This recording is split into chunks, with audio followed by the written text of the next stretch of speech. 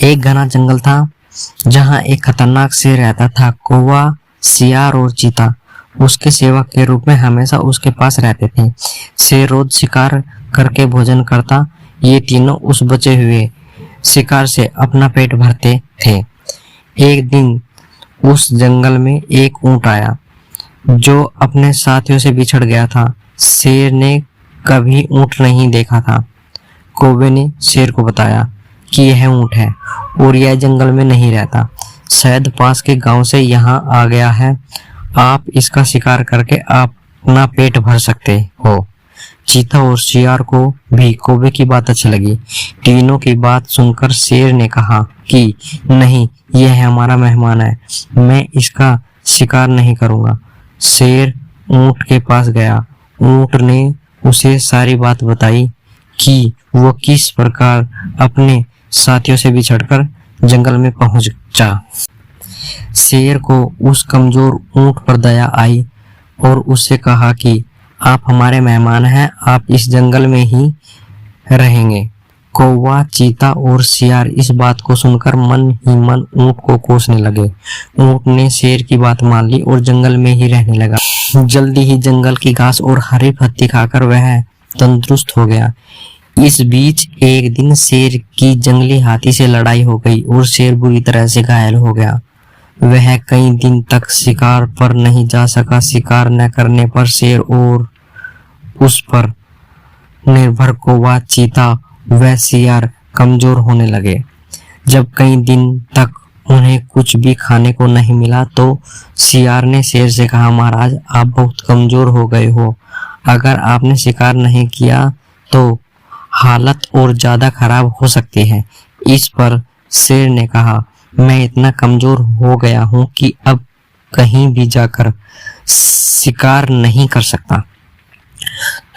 अगर तुम लोग किसी जानवर को यहाँ लेकर आओ तो उसका शिकार करके मैं अपना और तुम तीनों का पेट भर सकता हूँ। इतना सुनते ही सियार ने तपाक से कहा, महाराज अगर आप चाहे तो हम ऊंट को यहाँ लेकर आ सकते हैं, आप उसका शिकार कीजिए।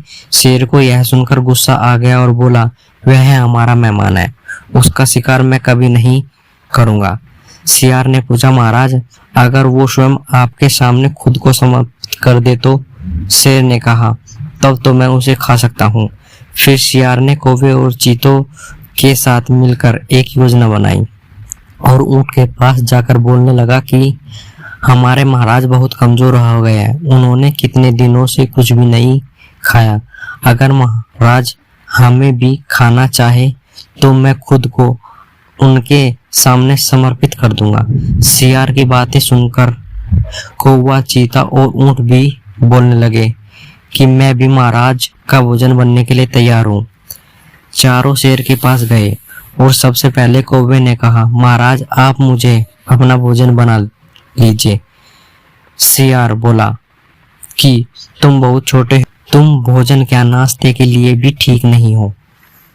फिर चीता बोला कि महाराज आप मुझे खा लीजिए। तब सियार ने कहा, अगर तुम मर जाओ तो शेर का सेनापति कौन होगा? फिर सियार ने खुद को समर्पित कर दिया। तब कौवा और चीता बोले, तुम्हारे बाद महाराज का सलाहकार कौन बनेगा? जब तीनों को शेर ने नहीं खाया तब ऊंट ने भी सोचा कि महाराज मुझे भी नहीं खाएंगे क्योंकि मैं तो उनका मेहमान हूँ। यह सोचकर वो भी बोलने लगा, महाराज आप मुझे अपना भोजन बना लो। इतना सुनते ही शेर, चीता और सियार उस पर झपट पड़े। इससे पहले ऊंट कुछ समझ पाता, उसके प्राण शरीर से निकल चुके थे और चारों उसे अपना भोजन बना चुके थे। कहानी से सीख, इस कहानी से हमें यह सीख मिलती है कि हमें बिना सोचे किसी की बातों में नहीं आना चाहिए। साथ ही चालाक व धूर्त लोगों की मीठी मीठी बातों पर कभी भी भरोसा नहीं करना चाहिए।